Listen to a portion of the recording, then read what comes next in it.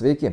Šiame video pakalbėsiu apie paprastą, bet labai reikalingą matavimo įrankį – ruletę. Prieš mane guli 3 ruletės, jos praktiškai yra visiškai panašios. Viena yra 5, 7,5 metro ir 2 metrų ilgio.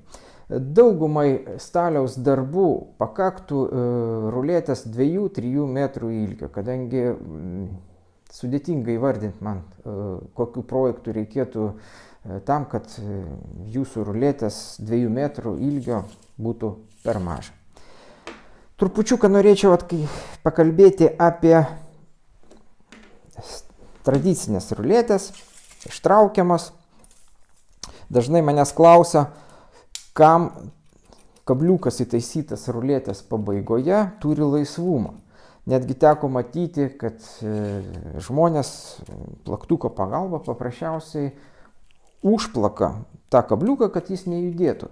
Tai yra didžiausia klaida, kadangi tas laisvumas yra skirtas tam, kad jūs galėtumėte tiksliai ir paprastai matuoti nuo ruošinio galo ir nuo sienelės.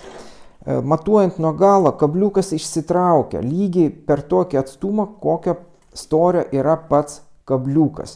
Dėl to ruletė pradeda matuoti tiksliai nuo ruošinio galo.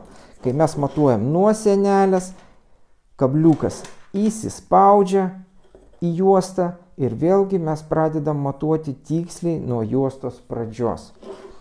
Tad nepamirškit, kad tai yra ne koks nors gamybos defektas, o tai yra privalumas, kurio reikėtų naudotis. Paprastai tiek, su jumis buvau aš, Vitalijus Ramelis. Iki.